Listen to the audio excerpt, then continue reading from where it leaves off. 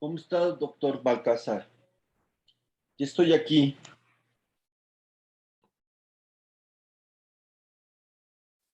¿Sí me escucha?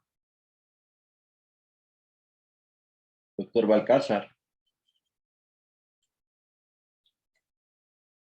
Ya estoy aquí, doctor Balcázar.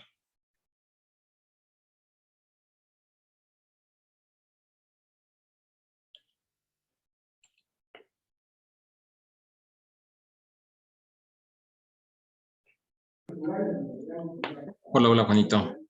¿Cómo está, doctor Balcázar? Bien, bien, ¿tú? ¿Qué dice? Bienvenida, bienvenida, Ruthcita. ¿Cómo estás? Juanito, ¿vamos a grabar capsulilla? No.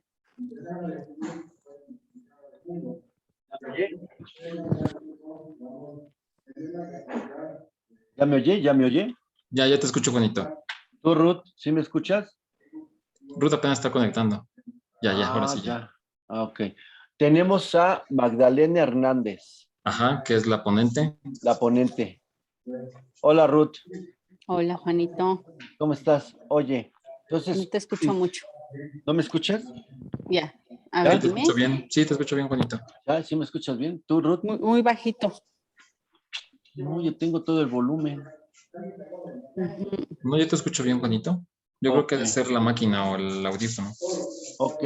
Oiga, entonces ya le damos entrada, le explica a Magdalena Hernández Ujú. lo que Y tiene que grabamos hacer. la capsulita. Ahí grabamos la Ujú. capsulita. Ya le di para que pueda pueda compartir pantalla, ya está. Ok. Pues entramos. Ahorita nada más está una niña que es Mari Carmen Gómez y Magdalena Hernández. Adelante, doctor. Ok. Entonces dejamos entrar a Magdalena, por favor. Sí, ya. Ya Ok. está Magdalena.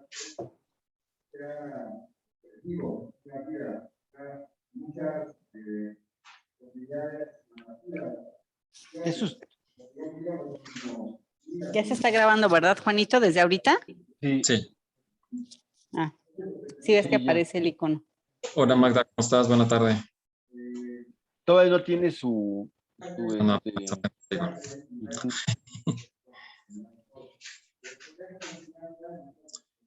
Hola, Magda, ¿cómo estás? Buena tarde.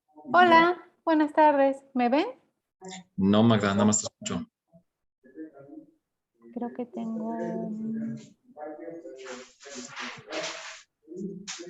Me escucho a mí misma. Aquí te escuchamos bien, nada más no te vemos. Un segundito. Ah, ya, acá está.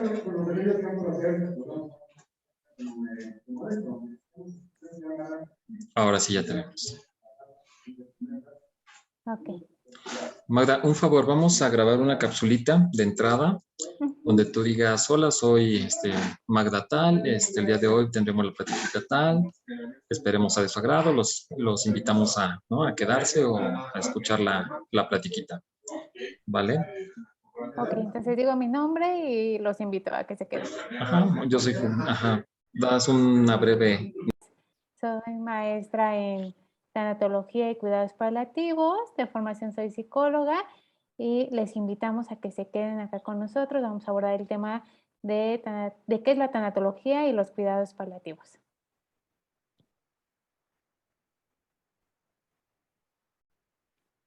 En esta charla que refiere a lo que es la tanatología y los cuidados paliativos. Y el día de hoy nos acompaña la maestra Magdalena Hernández Espinosa. La maestra Hernández es maestra en tanatología y cuidados paliativos de la Universidad de la Comunicación. Es licenciada en psicología por el Instituto Politécnico Nacional, psicoterapeuta en el ámbito clínico hospitalario y miembro de la Brigada de Salud Mental en el contexto de COVID-19 en Secretaría de Salud de la Ciudad de México. De igual forma, es miembro del Comité de Bioética y Ética en Investigación en el Hospital General Dr. Enrique Cabrera. Maestra, muy buena tarde. Gracias por brindarnos parte de su tiempo y pues bueno, le damos la bienvenida. Adelante, maestro, por favor. Muchas gracias, doctor. Muy buenas tardes. Tengan todos y todes. Sean muy bienvenidos. Esperemos que estos minutitos que pasemos acá sean minutos que puedan ayudarles, que sean sustanciosos para ustedes. y sobre todo pues que en estos contextos y en estos tiempos en los que nos estamos viviendo, pues, pues ya lo decía, puedan ser de utilidad para ustedes. Entonces, bueno, voy a acá compartirles una presentación que ya tengo preparada.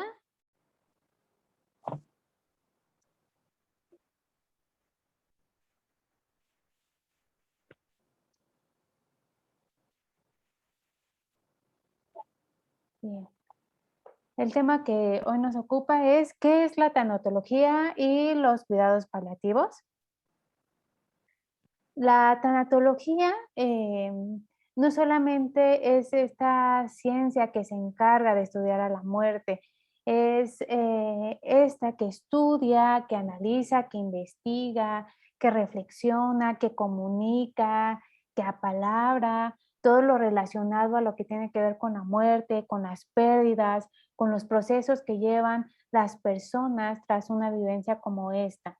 No solamente se reduce a una situación en donde la ciencia que investiga o que se encarga de todo lo relacionado a la muerte, sino que también nos invita a analizar, a reflexionar, a investigar, a ver, también la tanatología se apoya de otras ciencias, como la misma psicología, como la medicina, como la antropología, como la filosofía, y bueno, pues de ahí que su ámbito sea vasto, ¿no? Entonces me parece muy importante enfatizar en este aspecto.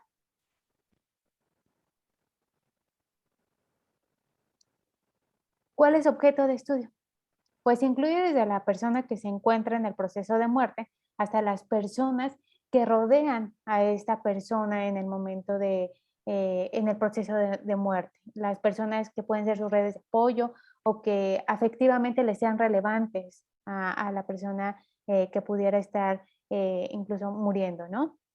Personas también que se duelen por otro tipo de pérdidas. Hoy detectamos que no solamente es esta situación en la que la tanatología interviene directamente con el paciente terminal, ¿no? Sino porque de pronto hay una conexión directa e inevitable con esto, por la misma historia de la tanatología, pues.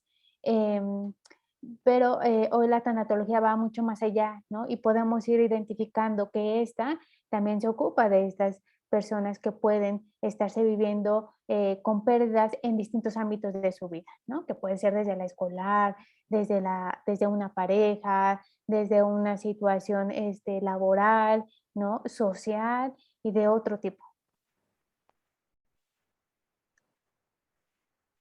¿Qué hay en esos procesos que estudia la tanatología? Bueno, pues Jorge Letizón nos dice, hay cambios psicológicos, sociales, emocionales, los cuales tienen la pretensión específica de elaborar una pérdida, ¿no? Todos estos cambios iban a ir encaminados a que la persona, ¿no? Pueda ir generando una idea de qué es esto que acaba de suceder, por qué se ha dado la pérdida y bueno, de ahí que todas estas situaciones, tanto psicológicas, sociales, emocionales, incluso físicas, pues se vayan dando en cierto tiempo con la finalidad de que a la persona le ayude a lo que ya decía, a darse cuenta de esta pérdida que ha tenido. Bien, ese proceso le llamamos, o es a lo que le llamamos de duelo. A mí me gusta mucho llamarlo un proceso de adaptación, porque en realidad va de eso, ¿no? El duelo es el proceso por el cual las personas van a buscar adaptarse a la pérdida. Entonces, por eso es que le he puesto así.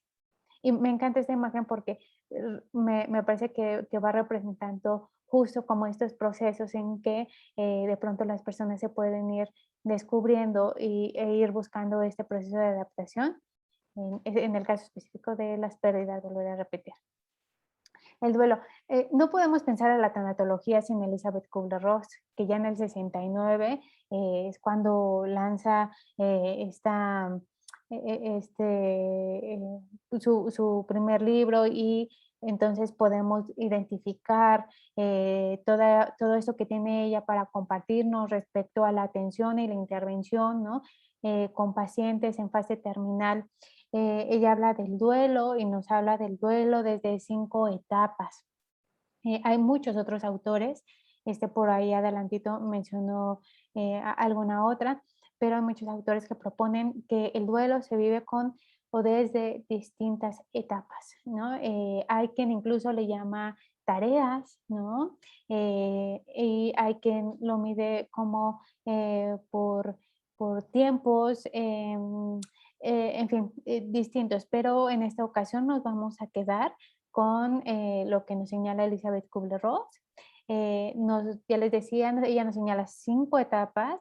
La primera de ellas tiene que ver con la negación. La segunda de ellas tiene que ver con pasar por un proceso de rabia o de mucho enojo. Un tercer proceso ante esta pérdida, el de regateo o la negociación. Un cuarto momento sería la depresión. Y un quinto momento sería la aceptación. Voy a andar un poquito más en cada uno de ellos.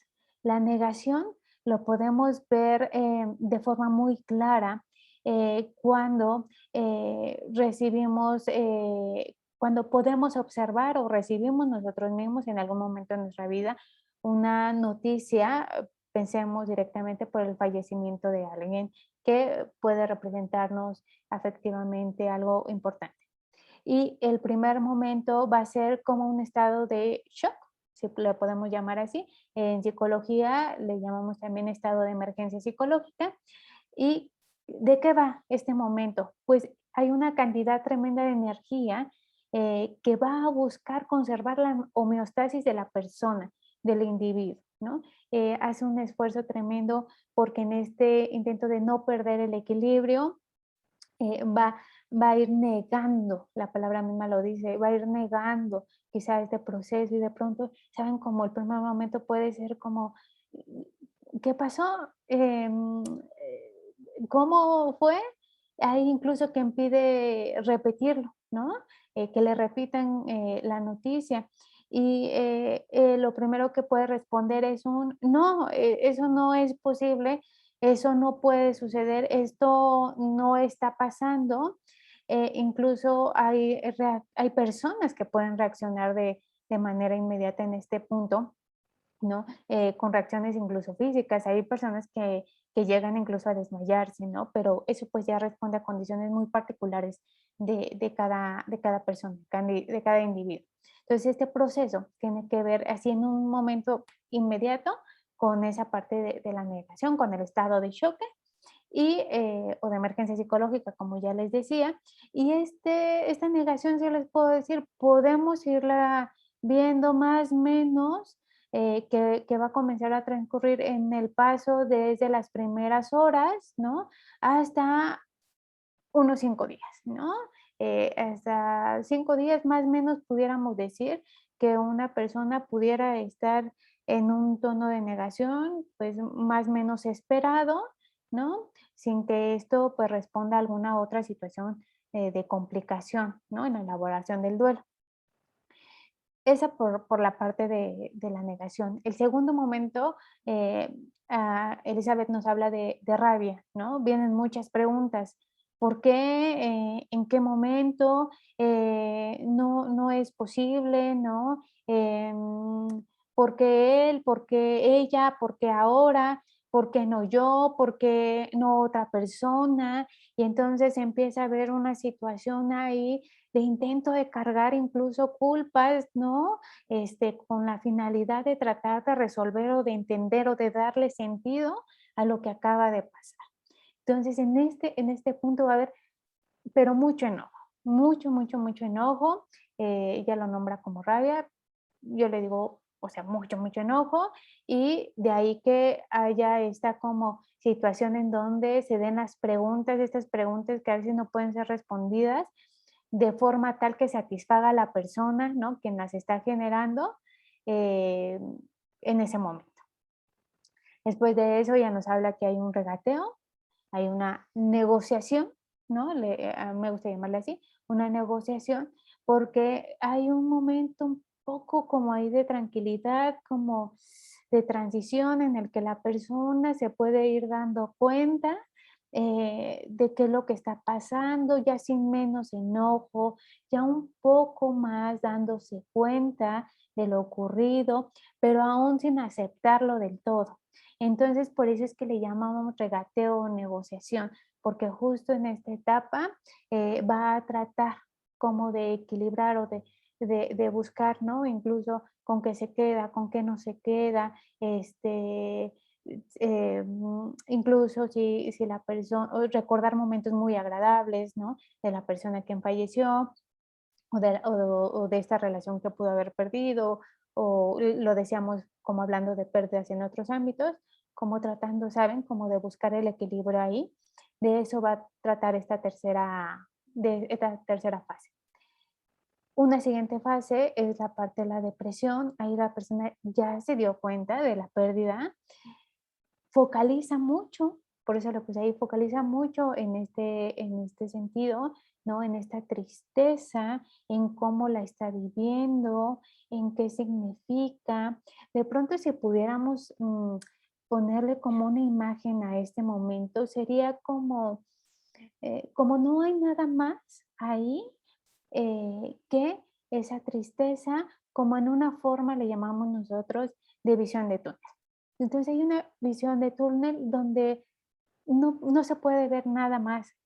Y esta parte me parece muy sanadora porque justo el que focalicen en esta tristeza profunda, pues les lleva a hacer un reconocimiento de lo que acaba de ocurrir, de lo que ha ocurrido, ¿no?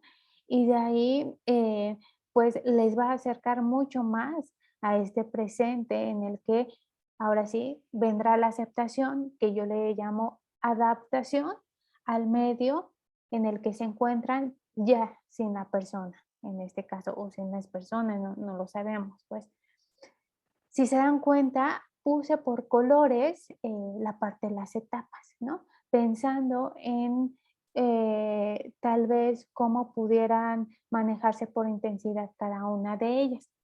Pero también es cierto, ¿saben? Que no siempre aparece de la misma, en este orden en que se los estoy presentando ahora, ¿no? A veces puede ocurrir primero la rabia, ¿no? Si hoy nos acompañan de alguna institución de salud y ahí trabajan, se van a dar cuenta perfecto de cuando una persona recibe una noticia como estas, ¿no? De la muerte de algún ser querido, pueden reaccionar con mucho enojo acompañado incluso de la negación. Es decir, las etapas de forma pura no vienen, ¿no? O sea, no vienen así tal cual como de libro y quizá tal cual se las estoy explicando, a veces vienen un poquito combinadas y les decía, pueden venir primero unas y después las otras, ¿no? Siempre se va a buscar que al final se dé la aceptación. ¿Por qué? Porque justo todas estas etapas tienen que ver con buscar que la persona llegue a este proceso de adaptación. Ujú. Entonces, me parece que esa parte de la aceptación, de la adaptación, esa sí va a llegar hasta el último, ¿no? Tiempos, les decía, no hay tiempos específicos. Generalmente, la parte de la negación sí se ve eh, estimada por las características mismas, ¿no? Incluso psicológicas que puede presentar la persona quien recibe la noticia, pues lo podemos estimar en cierta cantidad de horas, incluso de días, pero no es una regla, ¿no? A seguir dentro de la tanatología, estar como midiendo en qué tiempos, ¿no? O en qué medida va llevando cada una de estas etapas. Bien, lo que les decía, ¿cuánto tiempo dura un duelo? No hay temporalidad. Sin embargo, Nancy O'Connor establece un periodo más o menos de 2 años aproximadamente. Ella dice, ya llegando al segundo año, la persona, saben, va a poder llegar a este punto de adaptación, va a poder llegar al reconocimiento pleno de la pérdida de su ser querido en este caso, y entonces va a poder rehabilitarse.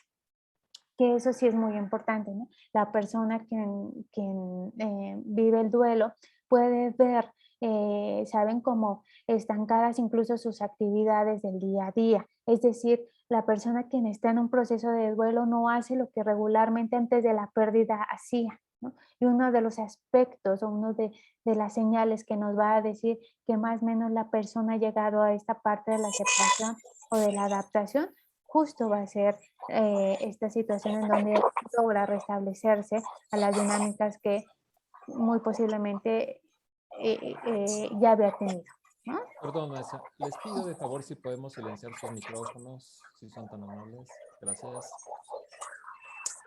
Adelante, maestra. Gracias. Bien. Mucho se pregunta esta parte de la temporalidad del duelo porque hemos escuchado hablar del duelo patológico, ¿no? Es este duelo crónico, este duelo retrasado, inhibido, suprimido, o pospuesto o incluso enmascarado, ¿no? Acá les pongo una imagen donde es como mirar a la persona, no saber cómo resolver esto, es como en este no saber cómo resolverlo, como si lo identificara con mucha complejidad, ¿no? Es como, ven esta situación que les decía de visión de túnel que les compartía diapositivas atrás, algo similar sucede, pero de forma mucho más crónica, de forma mucho más intensa y de verdad la persona no es que esté tratando incluso de llamar la atención o de manera consciente, de manera, este, pues sí, de manera consciente que esté tratando de generar, ¿no? Y de permanecer en este duelo, sino muchas veces es que no se nota con las herramientas, ¿no? Necesarias, pues para poder irlo resolviendo. Muchas veces no depende solamente de la persona, también va a depender de la situación social, de la situación económica, ¿no? De su propia situación incluso de salud que pueda tener esta persona. Entonces es una situación ahí que vale la pena identificar en la medida de lo posible cuando ya nos damos cuenta que la persona ha dejado de hacerlo lo que antes hacía con mucho mayor énfasis por un tiempo mucho más prolongado, ¿no? Que incluso se ha descuidado lo suficiente, ¿no? En su persona, ¿no? En situaciones que son incluso necesidades que tiene que cubrir, ¿no? La misma. ¿Qué otro aspecto pudiera ser? Sí, que la persona incluso ya no pueda convivir, ¿no? Porque está completamente adentrada en esta situación de dolor. Hablando, por ejemplo, del duelo enmascarado, que es como, ¿saben? Es como seguir la vida sin más, es como, pues no se enojó incluso, no se entristeció, no hace mayores comentarios, es como que hubiese pasado cualquier otro evento, cuando quizás la persona que falleció que pudo haber sido muy importante para esta, ¿no? Eso es un duelo enmascarado, de que incluso a la pregunta de cómo estás, la persona sea capaz de responder, bueno, estoy muy bien, pues bien, trabajando. ¿Saben? Como pensando en estas respuestas cotidianas que se pueden ir dando. Entonces, me parece muy importante que se pueda ir abordando de manera oportuna, incluso por personas de las que se rodee quien esté viviendo un duelo patológico, esta situación para poderlo acercar de la manera más inmediata posible con un profesional. Bien. ¿Qué hace una persona tanatóloga? Bueno, pues realiza un acompañamiento a la persona que lo requiera, como bien lo vengo diciendo, que lo solicite, ¿no? Durante el proceso de duelo. La persona tanatóloga va a funcionar un poco como una guía, ¿saben? Va a buscar reconectar con la vida, con su día a día a esta persona que pudiera estar en este proceso de duelo por la muerte cercana, ¿no? Lo vemos mucho con pacientes que pueden estar en una fase ya, le llaman comúnmente terminal, y de pronto la labor de la persona tanatóloga ahí, por ejemplo, tiene que ver, pues primero con acompañarlo y promover a que haya un reconocimiento de la enfermedad, que eso es sumamente importante para que la persona pueda reconectarse nuevamente con su vida, ¿no? Ese es como un punto con el cual me refiero que funciona justo como una guía, de pronto como pensémonos en un lugar que no conocemos y hay alguien más o menos que nos puede ir acompañando para no perdernos ahí y que nos lleve hasta pues el punto final, ¿no? De este camino que sería hasta el punto final de la vida.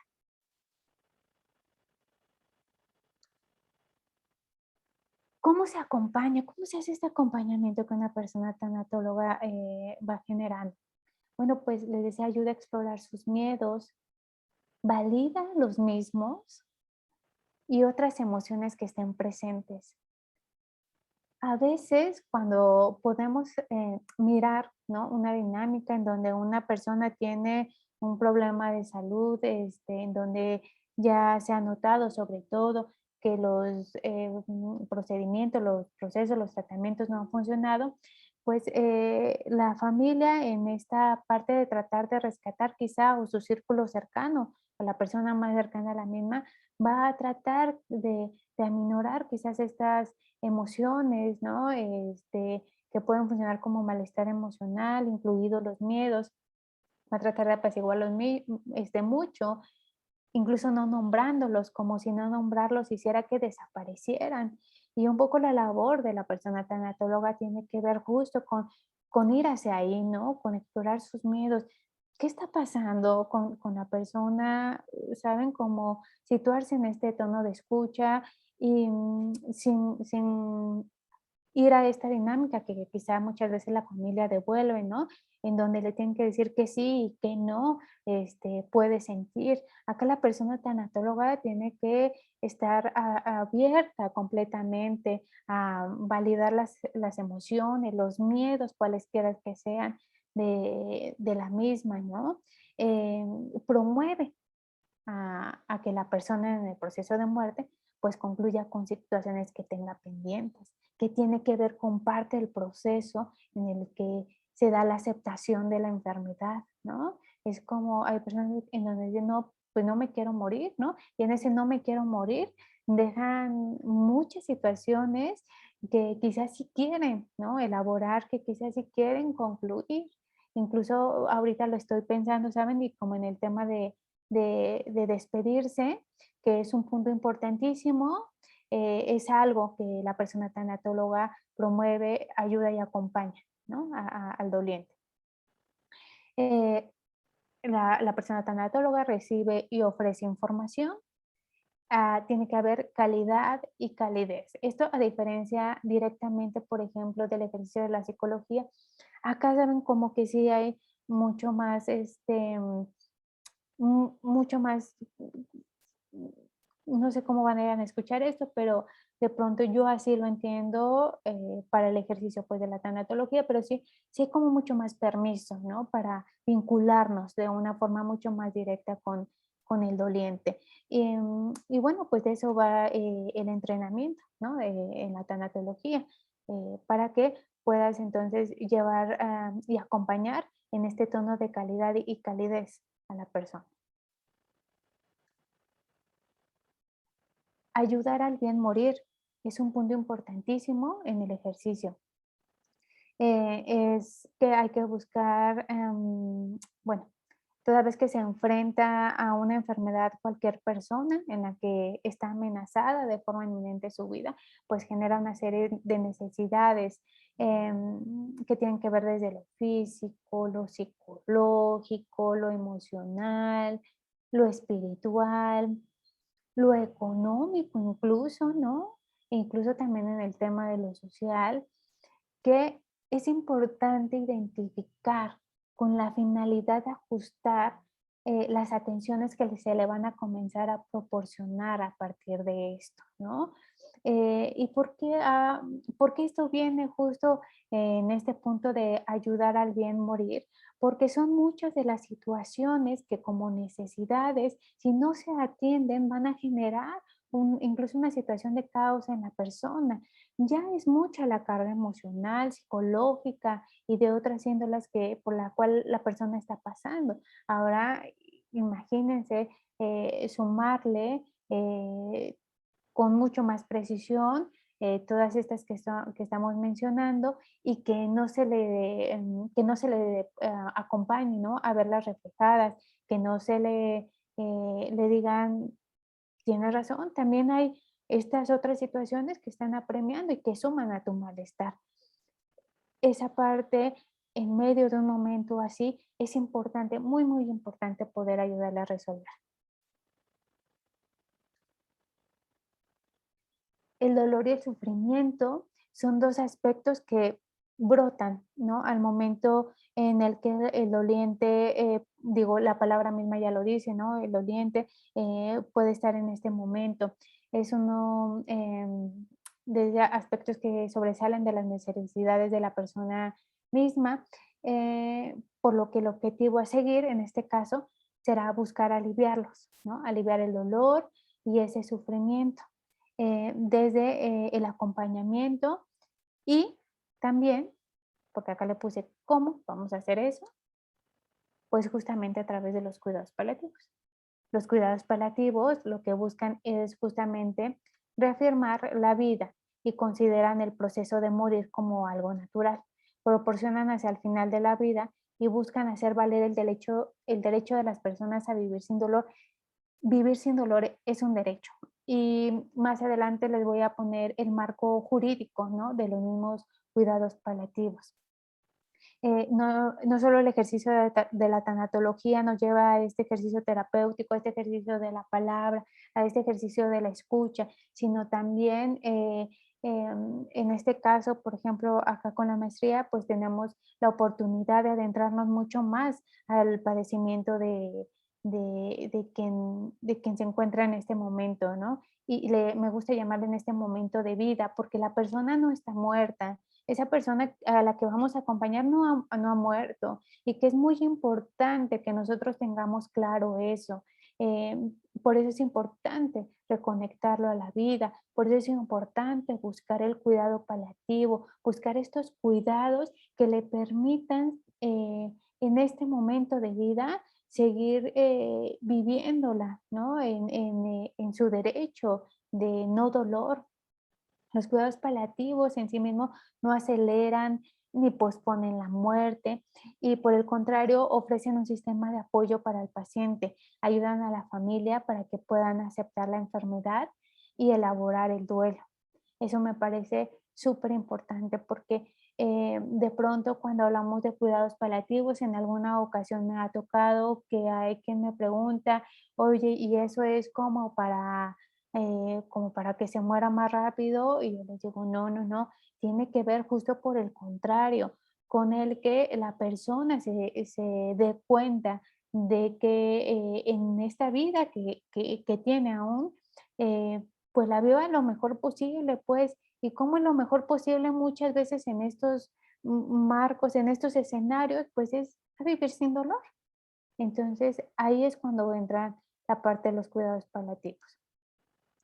Los tanatólogos y las tanatólogas formamos parte de los cuidados paliativos. ¿Qué se trata de rescatar en medio de brindar estos cuidados? ¿No? Pues la parte de la dignidad humana, ¿no? Lo que les decía, la persona sigue siendo persona, no es que ya haya muerto, ¿no? La persona sigue estando ahí. La Organización Mundial de la Salud, por ejemplo, identifica como necesidades esenciales de los pacientes con enfermedades amenazantes, pues uno, la seguridad, que es la necesidad de apoyo para enfrentar temores. Dos, la situación de pertenencia, sentir que no es una carga, que eso es también súper importante. La tres, el tema de la confianza en su cuidado, en el equipo que le brinda la atención, en el poder comunicar sus inquietudes. Son tres elementos que incluso la Organización Mundial de la Salud nos hace saber para poner especial atención, ¿no? Cuando brindamos este tipo de cuidados. En la imagen superior derecha, bueno, esta es mi derecha, Me gusta poner esta imagen acá porque vemos a una persona, ¿no? Ahora en este contexto del COVID, contagiada, teniendo un abrazo por parte de un familiar. Es parte de lo que se tiene que ingeniar con la finalidad de que las personas se sigan sintiendo cuidadas, se sigan sintiendo literalmente abrazadas, ¿no? Dentro, siempre cuidando los protocolos, ¿no? Lo más posible para, pues en este caso, evitar los contagios. Pero aquí lo importante es mirar lo que sí se puede hacer, ¿no? Y de eso se trata, de que nosotros podamos entrar en una dinámica en la que nuestra visión sea mucho más amplia que la de la persona a la que estamos atendiendo, ¿no? Eso incluye dinámicas, por ejemplo, de este tipo.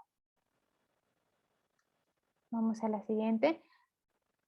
Hay aspectos importantes, ¿no? Que vale la pena identificar acá y vale la pena totalmente señalar como que los cuidados paliativos no curan. Los cuidados paliativos están ahí, lo decía yo, para aliviar el dolor, para evitar el sufrimiento.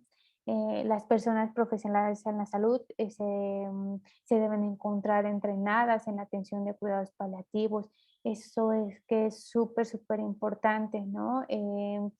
La atención del paciente, de la paciente en una condición así, tiene implicaciones. Si las personas quienes ejercen este tipo de dinámicas no tienen en consideración esto, pues ya es una situación que suma el riesgo, ¿no? Porque por supuesto que estas dinámicas tienen un riesgo, ¿no? Incluso de nivel, como decirlo, emocional o psicológico para quien pueda estar interactuando, ¿no? Llevando a cabo este tipo de tareas. Siempre, siempre hay un riesgo.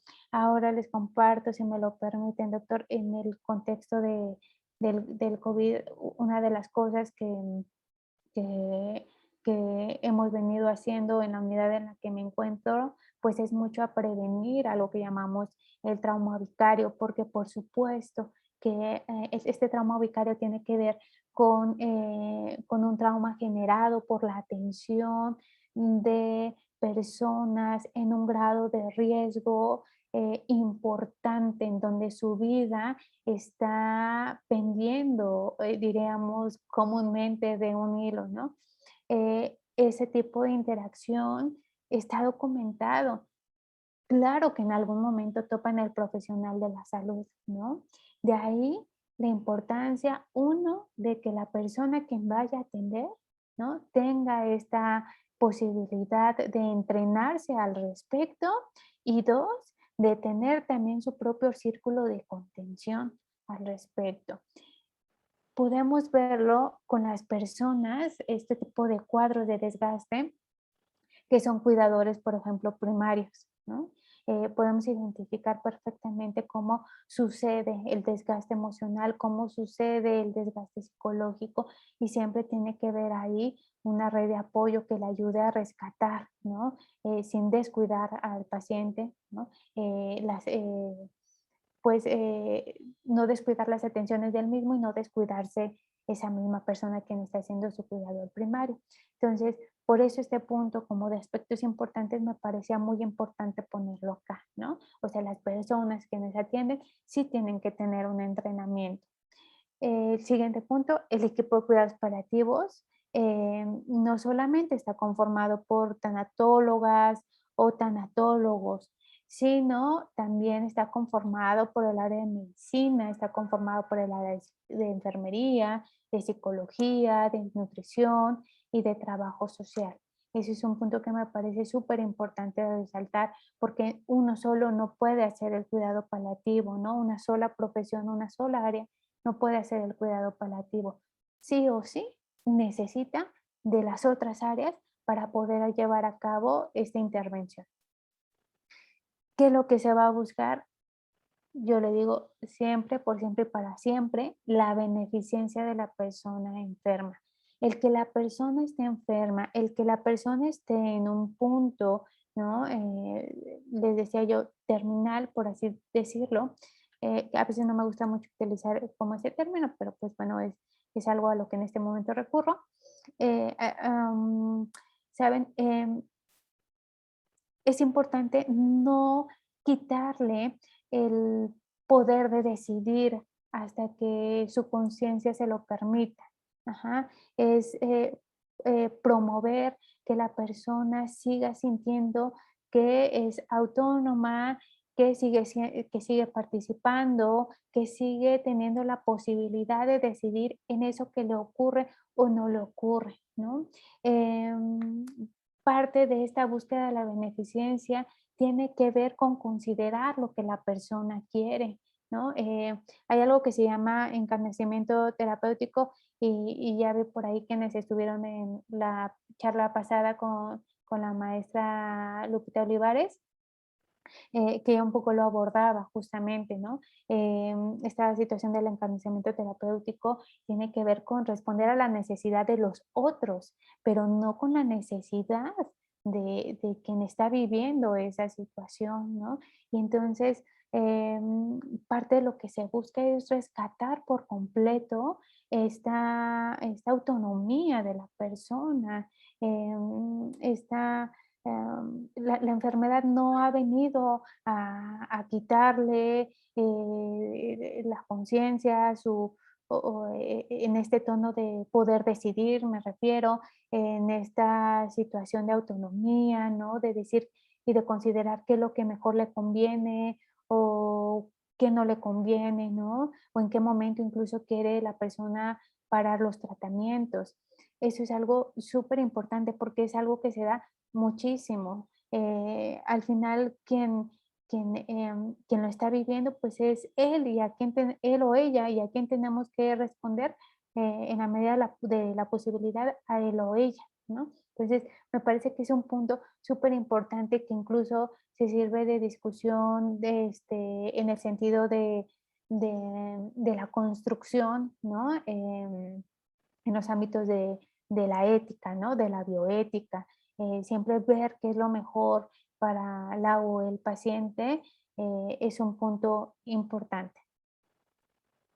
Parte de los aspectos de buscar la beneficencia es poner a disposición de la persona quien está en este punto todos los recursos existentes, ¿no? Tecnológicos, sociales, económicos y de otro tipo, para que pues sea beneficiado, como la palabra mismo lo dice. Ya un poco nos vamos acercando al final de estas diapositivas que les estoy pasando. Acá les pongo un marco jurídico de los cuidados paliativos que tiene que ver con la Ley General de Salud. Es el título 8º bis de los cuidados paliativos a los enfermos en situación terminal, que se reforma, yo digo no hace mucho, el 5 de enero del 2009, el reglamento de la Ley General de Salud en materia de prestación de servicios de atención médica, es un capítulo 8 bis, disposiciones para la prestación de servicios de cuidados paliativos, que se reforma, es decir, mucho más cercano ahora, el 1 de noviembre del 2013, que tiene que ver con la ley de la voluntad anticipada para la Ciudad de México, que ese también es todo un tema y que nos daría para 2 horas, 3 horas, ¿no? Entrar en el tema de la ley de voluntad anticipada. Que se reforma el 27 de julio del 2012. También tenemos el reglamento de la ley de voluntad anticipada para la Ciudad de México, es una adición que se le da. Del 19 de septiembre del 2012, la ley de salud también de la Ciudad de México, en este caso, estoy hablando como muy específico de la Ciudad de México. Hay un capítulo destinado dentro de la ley, del reglamento de la ley de salud al respecto de los cuidados paliativos. La norma oficial mexicana, importantísima, la norma 011, criterios para la atención de enfermos en situación terminal a través de cuidados paliativos, y el acuerdo por el cual se declara la obligatoriedad de los esquemas de manejo integral de cuidados paliativos, así como los procesos señalados en la Guía de Manejo Integral de Cuidados Paliativos del 26 de diciembre del 2014. Creo que sí, con esto nos acercamos ya a la parte final de esta presentación. y lo dejo en preguntas, dudas o comentarios. Muchas gracias, maestra. Bien, ahora pasamos a la sesión de preguntas. ¿Alguien tiene alguna duda, pregunta?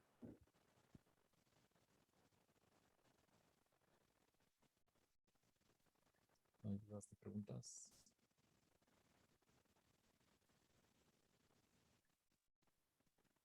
¿Hasta aquí todo bien?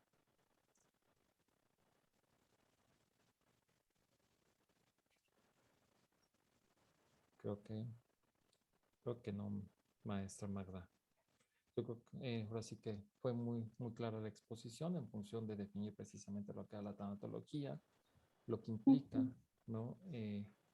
Pues bueno, el estudio de la tanatología en conjunto con otras ciencias para poder entender algunos procesos y de igual forma también, pues bueno, complementar con esta parte de lo que son los cuidados paliativos. Así, por ahí creo que... Sí, Lourdes, adelante, por favor. Hola, mucho gusto. Muy entretenida su exposición. No tanto ahorita como tal, sino, bueno, yo referente a lo que es la maestría, que también veo que la están promocionando. Así es. ¿Durante qué tiempo sería?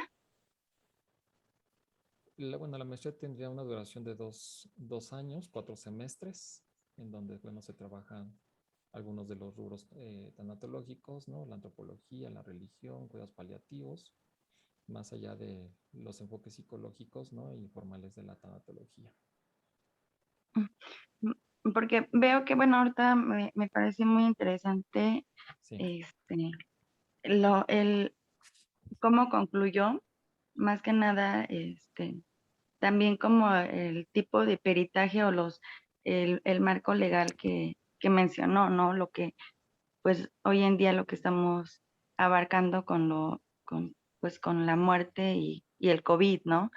Y Así pues más es. que nada, pues, lo que es el reglamento, la ley, las instituciones. Y bueno, en mi Y caso, que pues yo soy como, enfermera, sí. entonces, pues sí, ahorita tenemos muchas demandas en este aspecto de todo lo legal, en el aspecto psicológico, en el proceso de enfermería, en el proceso de médico, y yo creo que también a nivel psicológico, que es lo que están pidiendo los compañeros trabajadores, ¿no? Así Que es. sí Y hay un no, gran impacto. y que bueno, es una de precisamente como dijo la maestra, en la parte jurídica, pues bueno, es un tema, bueno, son temas, ¿no? Que sí llevan bastante trabajo, bastante estudio, ¿no? Bastante inversión y que dentro de la maestría, pues bueno, una de las asignaturas que esto hace referencia es elementos jurídico-legales de la tanatología, ¿no? Ahí se tocan estos aspectos, al igual que, como mencioné, esta parte de los fundamentos o corrientes, ¿no? Psicológicas de la tanatología, donde se podrán ahondar más, ahora sí que a profundidad, ¿no? Estos temas, estos rubros. Muchas gracias, maestro Lourdes. Lourdes, perdóname. Dulce. Hola, buenas tardes. Adelante, adelante, Dulce. Muchas felicidades, me encantó muchísimo la plática. Tengo una duda. Hablando un tanto de, por ejemplo, los tanatólogos, ellos tienen como tal, o sea, ellos tienen que tener independientemente de ese estudio de tanatología, un estudio, por ejemplo, en psicología o en terapeuta. Lo pregunto por lo siguiente. Bueno, yo sí tuve la desfortuna de tener algún familiar que falleció por COVID y su esposa ha estado ha estado tratada por un tanatólogo, pero no sé si exactamente solo el tanatólogo sea para la persona enferma o como tal ya después de que la persona fallece para el familiar. Entonces, esa como ese siguiente que le están dando a la familia como tal, el tanatólogo, no les está funcionando mucho. Entonces, por eso mi pregunta, ¿ahí qué procede? ¿Qué se debería de hacer? Adelante, maestra Magda. Sí, claro. Muchas gracias, Dulce. Fíjate que la parte de la profesionalización de la persona que estudia tanatología, pues al menos tiene que ser muy cercana con la parte terapéutica y tiene que tener nociones, sí, del ámbito de desarrollo humano. Esa es la invitación, por supuesto. ¿Por qué? Porque al final, por supuesto, que va a haber situaciones que pueden irse a la exploración, al tratamiento y al acompañamiento, pues que pueden ir resultando que, pues, da la sorpresa de que no están dentro de específicamente de la situación del aborde tanatológico, ¿no?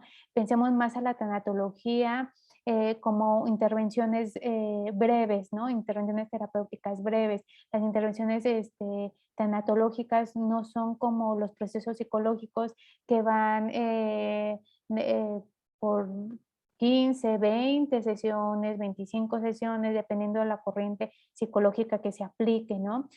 Sino que sí en tanatología se busca abordar específicamente el tema de la pérdida, ¿no? Generar este acompañamiento y la persona sí tiene que tener la formación para identificar, ser capaz de mirar hacia dónde va el proceso, ¿no? De duelo de la persona que está atendiendo, en este caso, por ejemplo, de tu familiar, y canalizarlo oportunamente, incluso como un deber ético. Muchas gracias. A ti. Gracias, Dulce.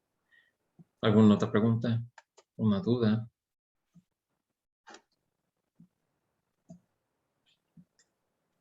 Ok, me parece que no.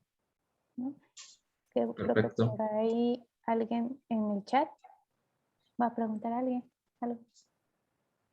Dice, ¿se tendrá la clase grabada?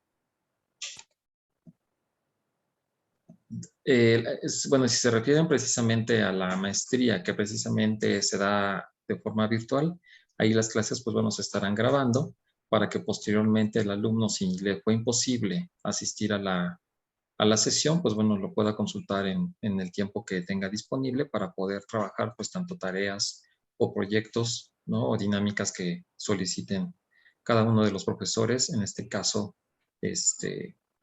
en las áreas, ¿no? Y materias que estén impartiendo.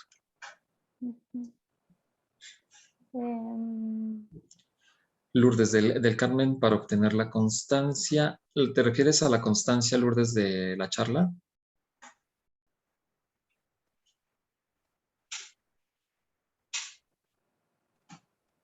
Bueno, eso de las constancias ahorita lo vemos con la maestra Ruth, con ella la coordinamos para que puedan hacerte llegar la información.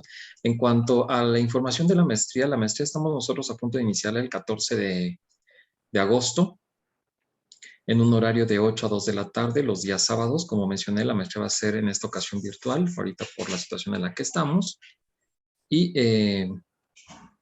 es una maestría, bueno, formada, como yo bien les mencioné, de 4 semestres, la duración es de 2 años, y son una maestría que está precisamente registrada con su respectivo REBUA ante Secretaría de Educación Pública, lo cual, pues bueno, nos permite emitirles tanto títulos, así como la cédula respectiva, ¿no? de la maestría en tanatología y cuidados paliativos. Incluso somos una, pues, de las pocas universidades que tienen la maestría en este rubro. Somos 2 o 3 universidades que tenemos esa maestría. Entonces, pues bueno, tiene todos los registros respectivos y además, pues bueno, los profesores que forman parte de tanto el diplomado como de la maestría, así como de los cursos, talleres que se han venido dando, pues son gente que está precisamente en campo, gente que precisamente vive esta parte de las situaciones, que bueno, como ya lo mencionó también la maestra Magda en algunos momentos, y es gente que está precisamente en hospitales, que está precisamente en las áreas de psicología, y que bueno, robustece toda esta parte formativa. Dice Vicente Carrillo, ojalá que todo esto que tiene relación con la tanatología y los cuidados paliativos logre penetrar de forma más profunda a los hospitales. Aún se da mucho el encarnizamiento terapéutico.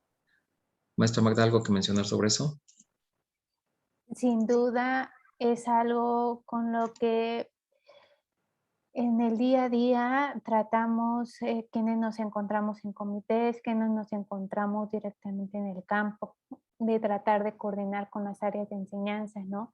Hospitalaria, que son sobre todo el área de capacitación, si pudiéramos llamarlo así, de cada unidad. Sabemos que ahí estamos con una con un área de oportunidad importante, ¿no?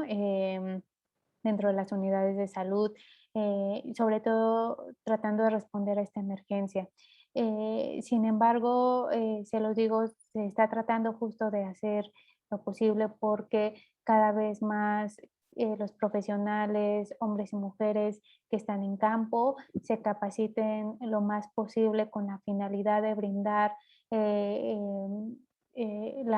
con calidad y calidez, lo decía, ¿no? Estas atenciones a las personas que están requiriendo los servicios.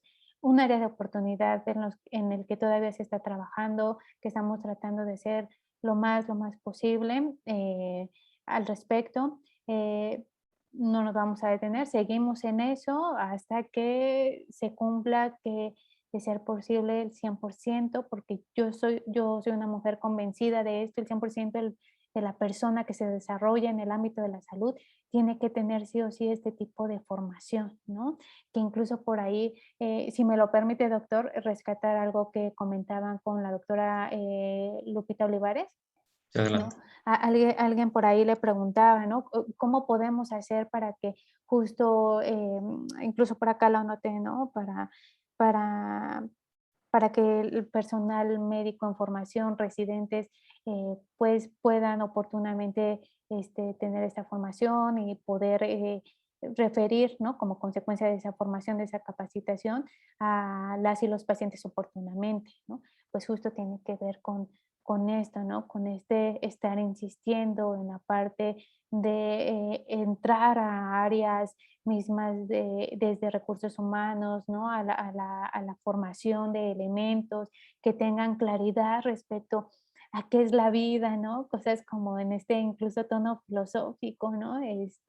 Qué es la muerte, ¿no? Y a veces cómo podemos definir la muerte sin saber qué es la vida. Ahorita recordando a nuestro querido doctor Omar Pérez Chacón, que es también parte de la plantilla de la maestría, y pues recordándolo, ¿no? Porque a veces justo, y eso incluye al personal de salud, porque el personal de salud también son personas que se han formado en esta sociedad, tanto como yo, como ustedes, ¿no? Yo creo que acá nadie viene de otro punto inalcanzable de la Tierra, ¿no? O de otro planeta. Y yo creo que a todos nos topa esta formación de qué es la vida y de qué es la muerte en ese mismo sentido. Y que en las áreas formativas de salud no hay materias, ¿no? No hay lugares o espacios para que se dé a la reflexión este tipo de situaciones que al final sí impactan en la atención de las personas que van requiriendo, hablamos específicamente de procesos de cuidados paliativos. Gracias, maestra. A ustedes.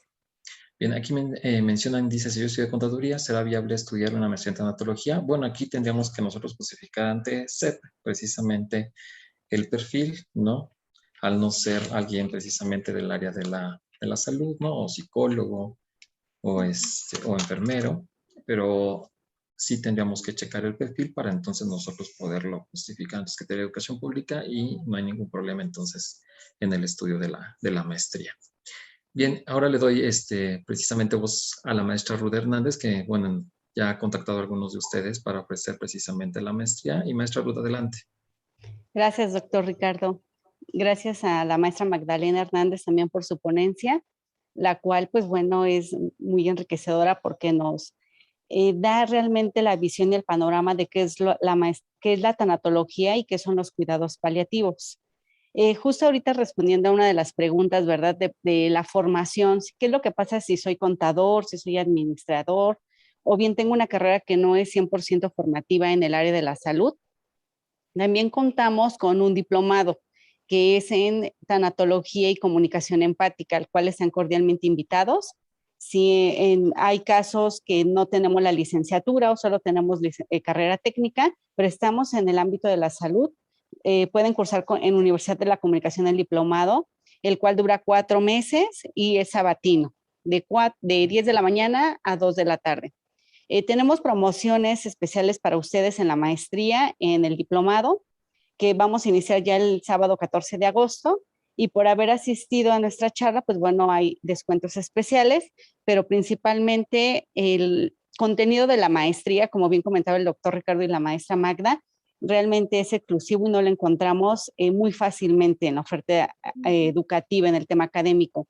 Entonces también me gustaría que la maestra Magda nos pueda compartir un poquito su experiencia, un antes y un después de la maestría, para saber cómo cambia y cómo es realmente el egresar de una maestría y qué elementos nos enriquecen para poder sumar a nuestro conocimiento en el tema de tanatología y cuidados paliativos. Pues justamente me parece que esta situación de enriquecer a la tanatología con el cuidado paliativo, con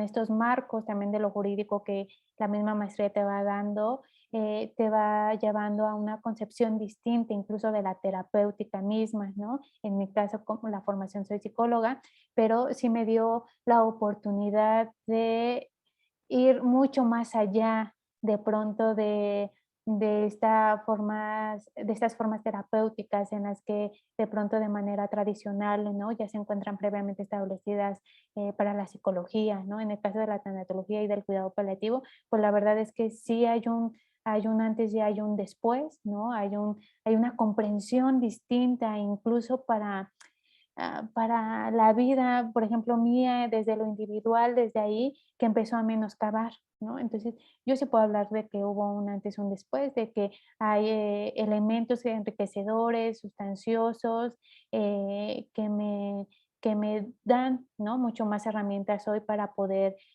hacer frente, ¿no? A las necesidades o responder a las necesidades de las y los pacientes que atiendo tanto en el ámbito público, ¿no? Que es la unidad hospitalaria, como en el ámbito privado, que la consulta, ¿no? Para poder apoyarles y acompañarles de una manera mucho más formal, mucho más ética, ¿no? A las personas que así solicitan mis servicios.